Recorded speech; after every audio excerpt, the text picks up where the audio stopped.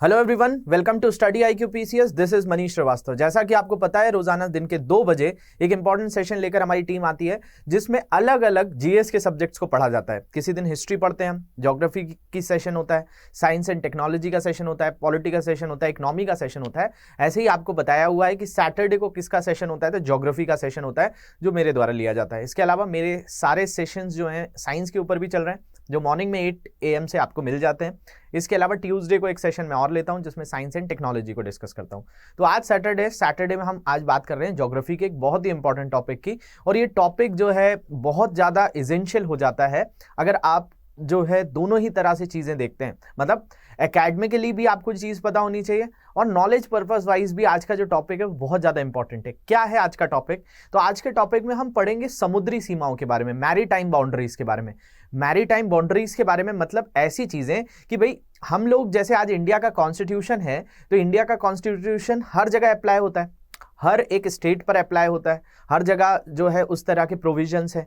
लेकिन समुद्र में जाने पर कहां भारत की सीमा खत्म हो जाती है? क्या एकदम इंडियन ओशियन या फिर अरेबियन सी में जाकर इंडिया का हक है या नहीं है? उस पर हम कितने दूर तक हम बोल सकते हैं ये इंडिया की टेरिटरी है या ये किसी दूसरे देश की टेरिटरी है? अगर उसमें कोई घुस गया है तो उस पर हम कौन से लॉज अप्लाई करें, हमारा हक कितनी दूर तक है, ये सारी चीजें आज आपकी क्लियर होंगी। तो ज्योग्राफी से रिलेटेड है, लेकिन इसका संबंध जो है बहुत सारी चीजों से है। मतलब इसके ऊपर क्या लॉज बनाए जाते हैं, कहाँ पॉल्यूशन कितना हो सकता है, इमिग्रेशन कहाँ से किया जा सकता है, तो ये सारी चीजें आपकी क्लियर होंगी। जिसमें आज मैं बहुत सारी टेरिटोरियल सी क्या होता है, कॉन्टेजियस जोन क्या होता है, आपका एक्सक्लूसिव इकोनॉमिक जोन क्या होता है, तो इकोनॉमिक जोन आर्थिक क्षेत्र क्या है, सन्निहित क्षेत्र क्या है, इस तरह की बातें आज पूरी करेंगे। और ज्योग्राफी से रिलेटेड आपकी समुद्र के अंदर कहां तक भारत जा सकता है और इसके आसपास क्या विवाद होते हैं। बांग्लादेश के साथ हमारे कई बार ऐसे होते हैं कि मछुआरों को वो पकड़ लेते हैं, पाकिस्तान के साथ होता है, आपका श्रीलंका के साथ होता है। तो ये होता क्यों है,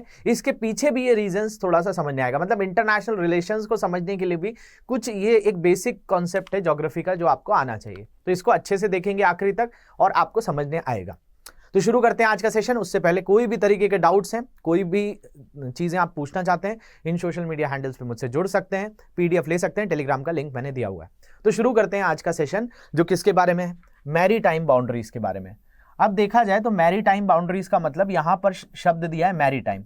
मैरीटाइम का मतलब होता है समुद्री। तो यहां पर हम समुद्री सीमाओं की बात कर रहे हैं।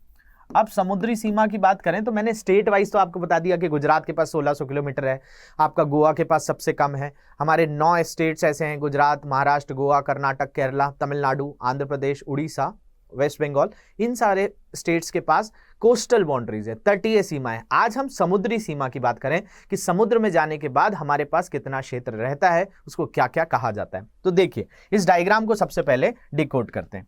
यहां पर एक चीज दी हुई है जिसको लिखा हुआ है बेस लाइन। तो एक समुद्र के अंदर जैसे ही आपका लैंड खत्म होता है तो आपने देखा होगा बीचेस वगैरह होते हैं।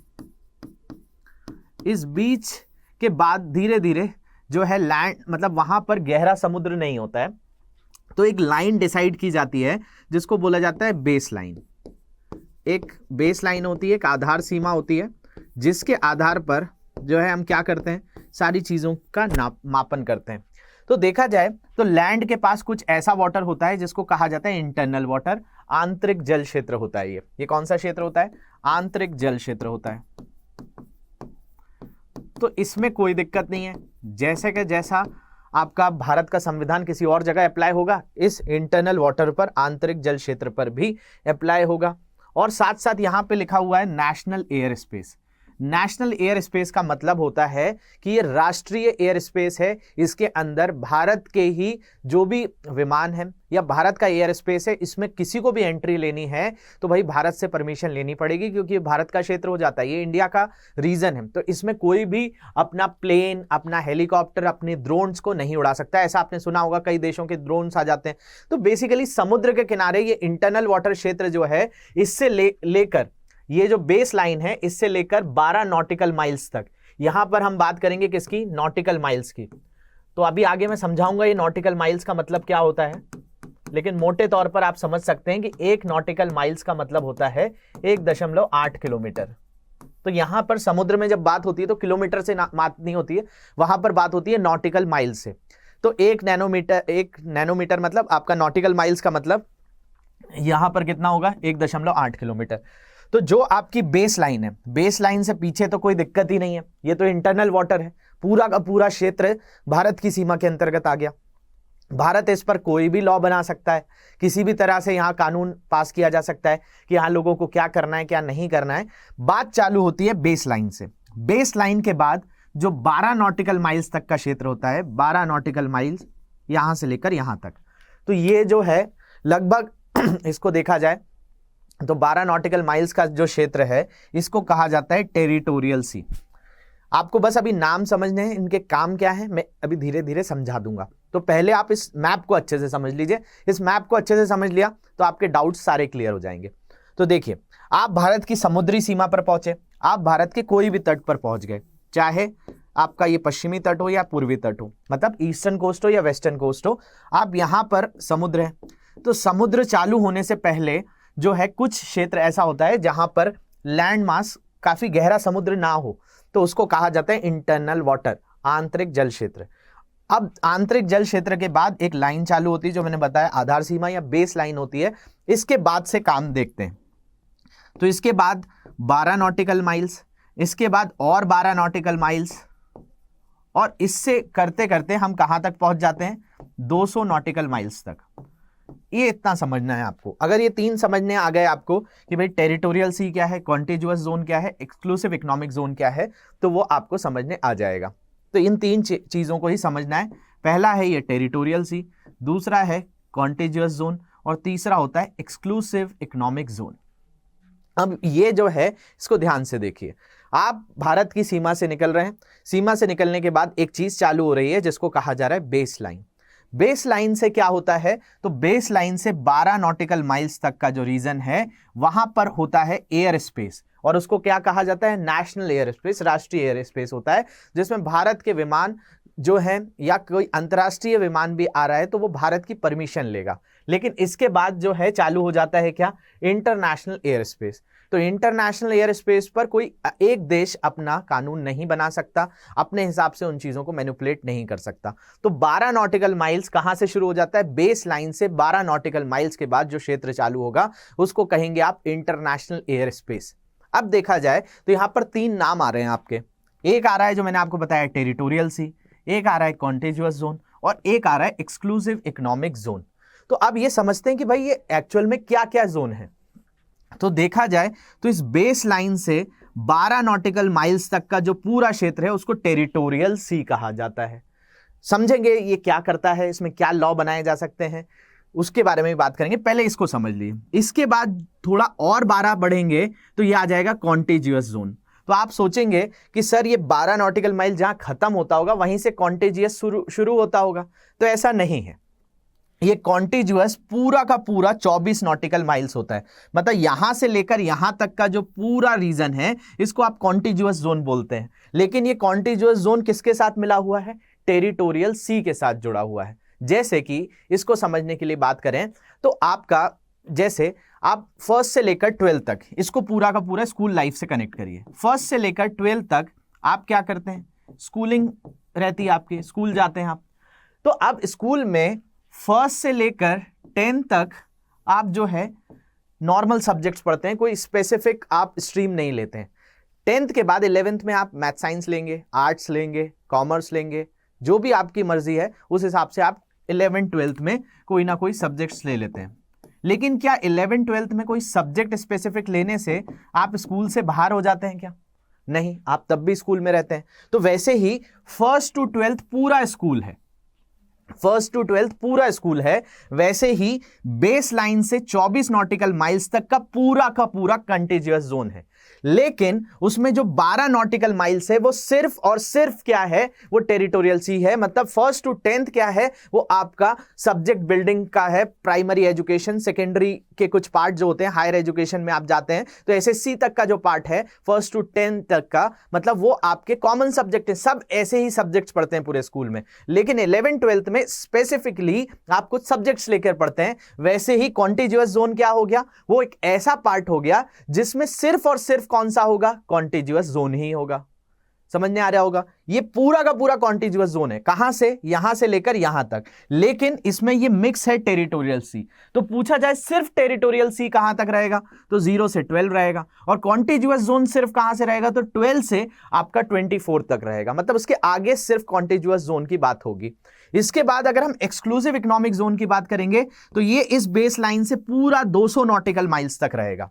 तो कंफ्यूज नहीं होना है, शुरू के 12 नॉटिकल माइल्स टेरिटोरियल सी, शुरू के 24 नॉटिकल माइल्स कॉन्टिग्युअस जोन, और शुरू से लेकर 200 नॉटिकल माइल्स तक एक्सक्लूसिव इकोनॉमिक जोन।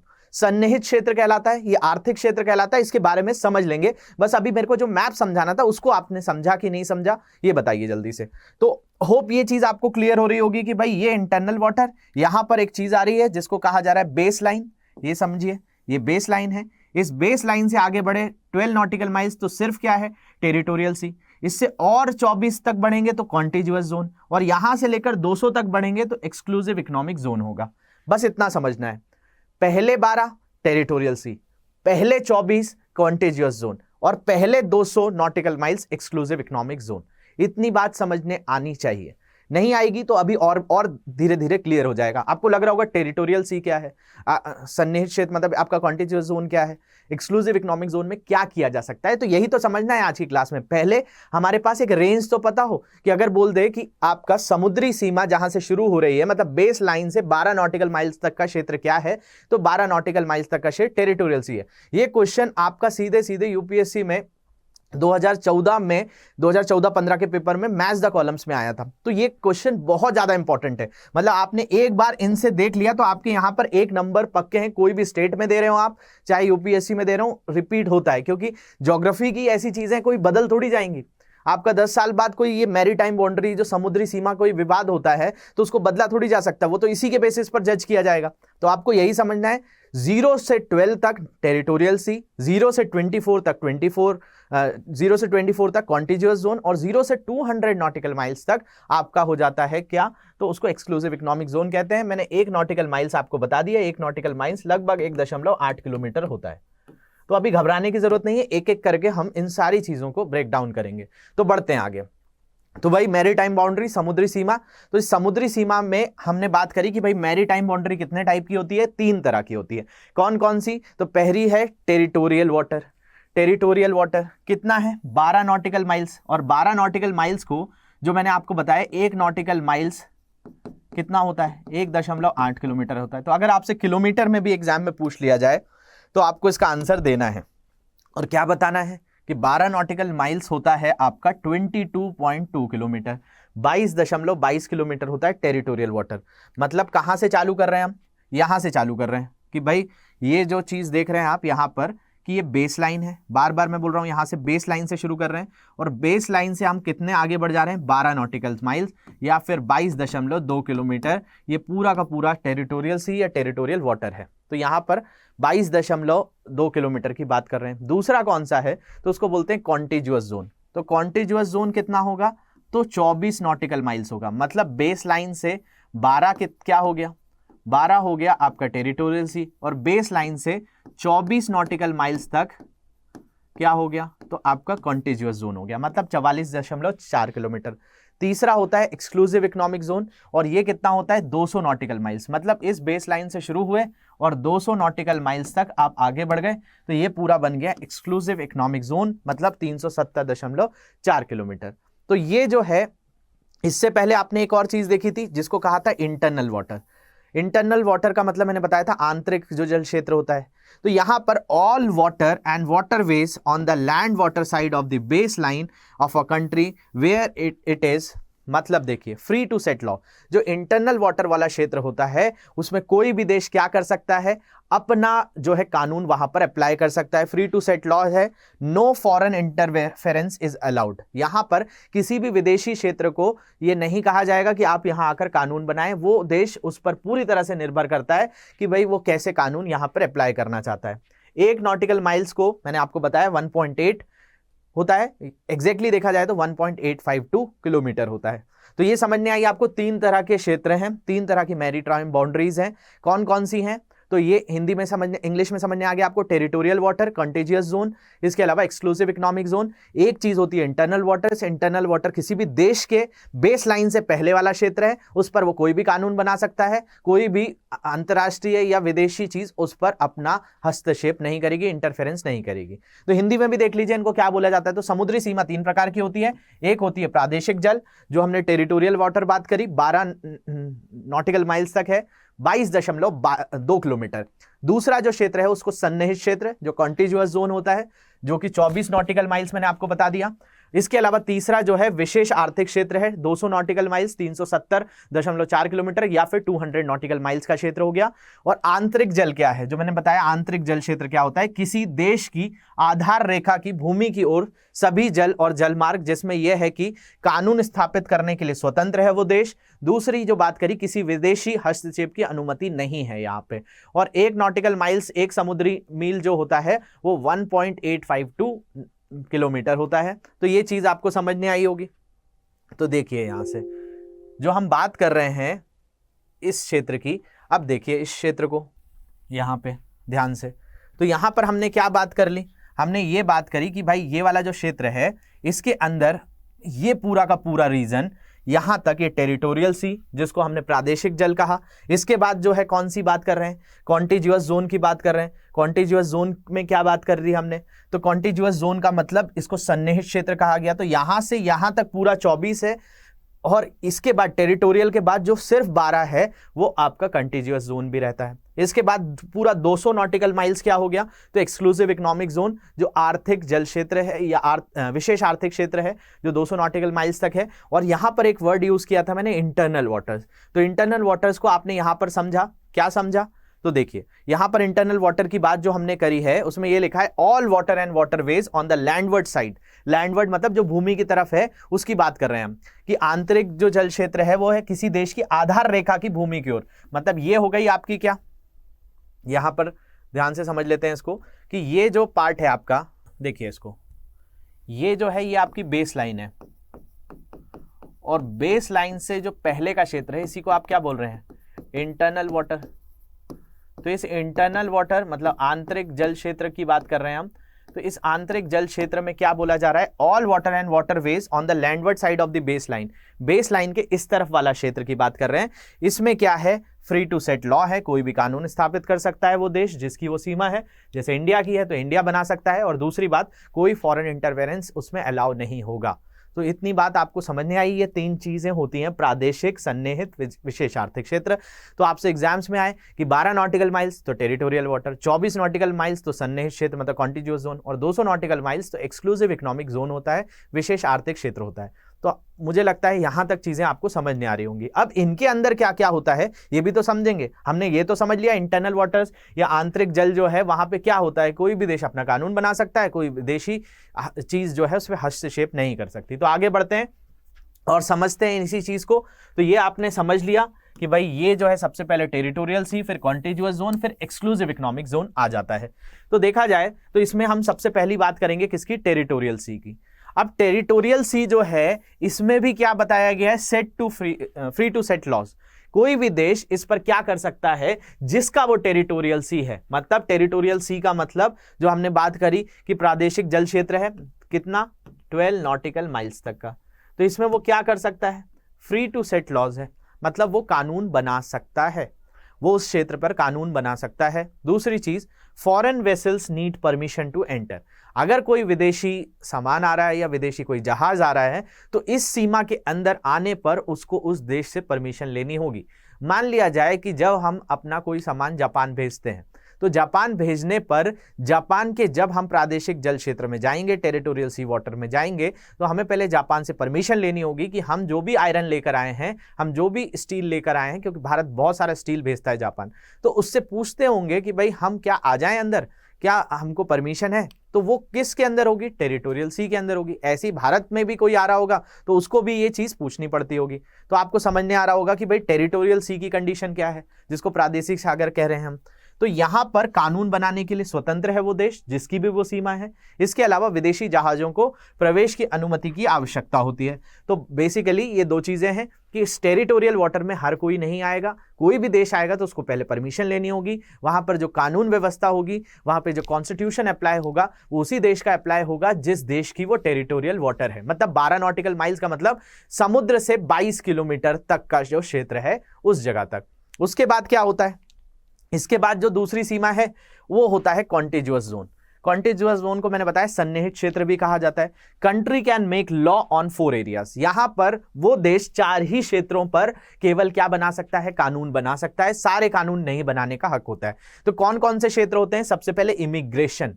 इमिग्रेशन कब होता है? जब आप कभी भी फॉरेन जाएंगे, तो फॉरेन मतलब आप भारत के अलावा किसी दूसरे देश जाते हैं तो आपका इमिग्रेशन जो होता है, वीजा वगैरह जो अप्लाई करना होता है कि वहां पर जाने के बाद आपको इमिग्रेशन, आप जब भी दूसरे देश जाएंगे तो वहां पर एक इमिग्रेशन काउंटर होता है, वहां पर आपके पासपोर्ट पर आपको जो है इमिग्रेशन दिया जाता है, आप कितने दिन के लिए यहाँ पर आ रहे हैं। तो बेसिकली इसके ऊपर इमिग्रेशन की क्या परमिशन देनी है, वीजा कितने दिन तक अप्लाई होता है, तो इसको इमिग्रेशन कहा जाता है। तो इस पर कि जो दूसरा व्यक्ति आ रहा है या दूसरे देश से लोग आ रहे हैं या दूसरे देश की कोई चीज आ रही है तो वो कितनी आ सकती है, उसके लिए क्या परमिशन होगी, तो वो देश उस पर कॉन्टिजुअस जोन में मतलब 24 नॉटिकल माइल्स से पहले का जो क्षेत्र है उसकी बात की जा रही है कि उस पर आने के बाद आप किस सिर्फ 4 क्षेत्रों में बना सकते हैं। पहला क्षेत्र इमिग्रेशन, दूसरा कस्टम होता है। कस्टम मतलब सीमा शुल्क, जैसे आपने सुना होगा कि कस्टम ड्यूटी देनी होती है। कई चीजें एक राज्य से दूसरे राज्य जाती है, एक स्टेट से दूसरे स्टेट जाती है तो उस पर अमाउंट बढ़ जाता है। ऐसे ही आप कोई भी चीज विदेशों से, जैसे आपने आईफोन सुना होगा, कई लोग लेकर आते हैं तो उनको जेल कोड ब्रेक कराना होता है, क्योंकि अगर नहीं कराएंगे तो उनको कस्टम ड्यूटी उस पर देनी होती है। सीमा शुल्क मतलब जब भी आपकी सीमाएं बदलती हैं तो उस पर जो ड्यूटीज वसूली जाती हैं। तो कस्टम के रिलेटेड लॉ जो है वो देश बना सकता है किसमें, कंटिन्यूअस जोन में। तीसरी बात होती है टैक्सेशन। वहां पर क्या टैक्स वसूलना है, कस्टम तो वसूल ही सकते हैं, उसके साथ मतलब सीमा की क्या उनके लॉज होंगे वो उस पर बना सकते हैं, साथ साथ टैक्सेशन भी कि कितना उनको कर वसूलना है ये भी उन पर निर्भर करेगा। और पॉल्यूशन रिलेटेड लॉ भी बना सकते हैं कि कोई शिप आ रहा है तो वो इतना ज्यादा प्रदूषण ना कर दे, पॉल्यूशन ना कर दे। तो इन 4 एरियाज में कंटिन्यूअस जोन में कोई भी कंट्री लॉ बनाने के लिए जो है एप्लीकेबल है, मतलब वो एलिजिबल है, वहां पर वो लॉज बना सकती है। तो ये चीज आपको समझ में आई। अब देखिए दूसरा होता है exclusive economic zone. Exclusive economic zone का मतलब है कि country has sole exploitation right over all natural resources but needs permission from international seabed authority. अब देखिए जो एक्सक्लूसिव इकोनॉमिक जोन है इसको बहुत ध्यान से समझ लीजिए। जो विशेष आर्थिक क्षेत्र है कि अगर किसी देश के पास कोई सीमा है, मान लिया जाए, तो इस देश से 200 नॉटिकल माइल्स तक का क्षेत्र, मतलब 200 नॉटिकल माइल्स का मतलब 370 किलोमीटर लगभग, इस क्षेत्र पर मान लिया जाए यहां पर पता चलता है कि आपका बहुत सारा यहां पर जो है तेल मिल रहा है, पेट्रोलियम प्रोडक्ट्स यहां पर मिल रहे हैं, या फिर कोल मिल रहा है, या कुछ इस तरह की चीजें बहुत सारी यहां पर पाई जा रही हैं। तो इस पर क्या है कि वो देश यहां से, जैसे आपने सुना होगा कि भारत का मुंबई से लगभग 170-80 किलोमीटर यहां पर एक क्षेत्र है जिसको कहा जाता है बॉम्बे हाई। ये बॉम्बे हाई जो है ये ONGC का एक प्लांट है, और इंडिया में सबसे ज्यादा जो ऑयल एक्सप्लोरेशन होता है, जो तेल का उत्खनन होता है, वो सबसे ज्यादा बॉम्बे हाई से होता है। ये ONGC के द्वारा किया गया है। यहाँ पर एक प्लेटफॉर्म है जिसका नाम है सागर सम्राट। ये हमने जापान की मदद से यहाँ ऑयल ड्रिलर लगाया हुआ है, और भारत सबसे ज्यादा ऑयल यहीं से निकालता है। जैसे डिगबोई है, अंकलेश्वर है, बहुत सारी जगह से हम ऑयल को निकालते हैं, लेकिन भारत में सबसे ज्यादा बॉम्बे हाई से निकलता है।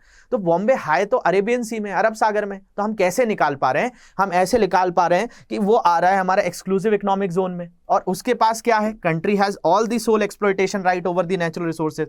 वहां पर तेल मिल रहा है तो वो देश निकाल सकता है, लेकिन उसको पहले किससे परमिशन लेनी होगी? इंटरनेशनल सी बेड अथॉरिटी से। अभी इंटरनेशनल सीबेड अथॉरिटी क्या होती है तो इसके बारे में भी आज की क्लास में डिस्कस करेंगे। 1994 में इसको बनाया गया था, जमाइका में इसका हेडक्वार्टर है। ये सारी चीजों की परमिशन देती है, मतलब उस देश का है, लेकिन उस देश कोई बहुत ज्यादा प्रदूषण ना कर दे, वहां के जीव जो है वो ना मरने लगे, जो समुद्री जीव हैं, एक्वेटिक एनिमल्स हैं, उन पर हम कोई हार्म ना पहुंचा दें। तो ये सारी चीजों के लिए जो है क्या होता है, तो ये सारी चीजों पर पूरा का पूरा एक तरीके से इंटरनेशनल सी बेड अथॉरिटी मॉनिटरिंग करती है, पूरा उस पर नजर रखती है कि कोई भी देश ऐसा तो नहीं है कि बहुत ज्यादा जो है वहां पर एक्सप्लॉयटेशन कर रहा है, बहुत ज्यादा जो है शोषण कर रहा है उस क्षेत्र का, वहां के समुद्री जीवों को हत्या कर रहा है। तो इन चीजों पर इंटरनेशनल सी बेड अथॉरिटी से आपको क्या लेनी पड़ती है, परमिशन लेनी पड़ती है, वो आपका ही क्षेत्र है। तो भारत के पास अगर हमें कुछ दिनों में ऐसा मिलता है कि भाई बहुत सारे क्षेत्रों में बहुत ज्यादा आपको ऑयल मिलने लगा, पेट्रोलियम मिलने लगा, कि हम रशिया या फिर अरब, सऊदी अरेबिया, इनसे पेट्रोल लेना बंद कर दें, तो हम कर सकते हैं, लेकिन हमें पहले परमिशन इंटरनेशनल सी बेड अथॉरिटी से लेनी पड़ेगी। वो हमें परमिशन दे देगा तो हम बहुत अच्छे से जो है जो ऑयल का उत्खनन है, ऑयल का एक्सप्लोरेशन है, वो कर सकते हैं। तो आपको समझ में आ रहा होगा यहां पर कि कंटिन्यूअस जोन, जिसको मैंने बताया सन्निहित क्षेत्र भी कहा जाता है, इस सन्निहित क्षेत्र में क्या है, तो 4 क्षेत्रों पर देश मतलब कानून बना सकता है। कौन कौन से क्षेत्र हैं, तो अप्रवासन, इमिग्रेशन, प्रथाएं जो मतलब आपका कस्टम्स होती हैं, या फिर इसको बोल सकते हैं आप सीमा शुल्क या सीमा से जुड़े हुए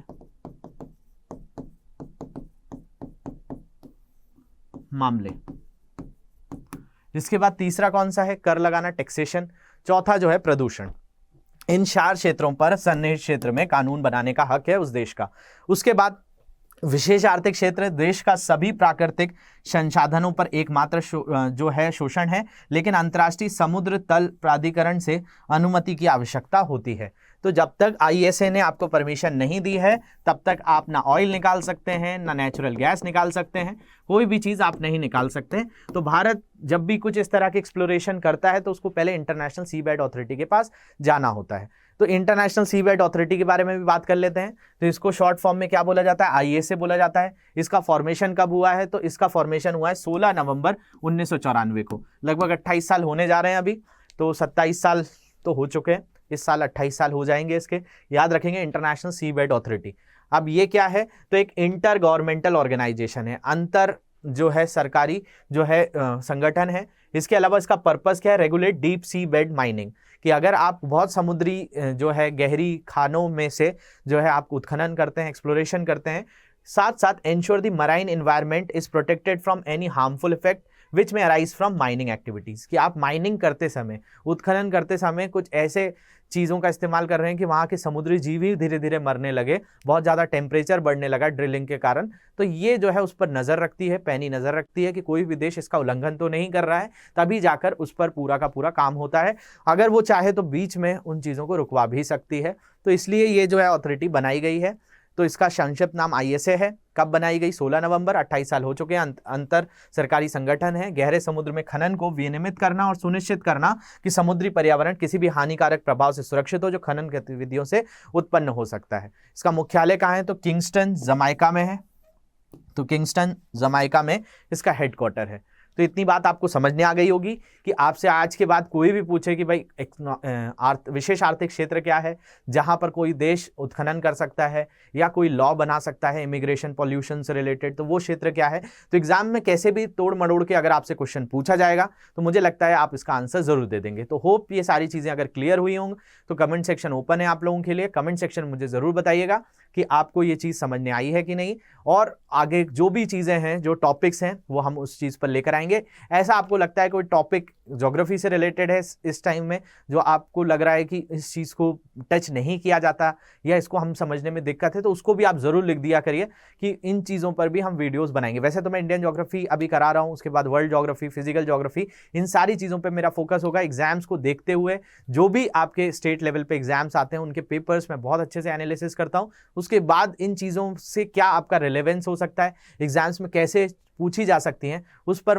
चीज़ें मैं क्रिएट करता हूं। आपके जो भी सजेशंस होंगे उनको आप ज़रूर यहां पे इंक्लूड करिएगा। और भी कोई तरह के सजेशंस हो तो ज़रूर बताइएगा। सोशल मीडिया किसी भी चैनल से मुझसे जुड़ना चाहते हैं तो इन सोशल मीडिया हैंडल्स पे मुझसे जुड़ सकते हैं।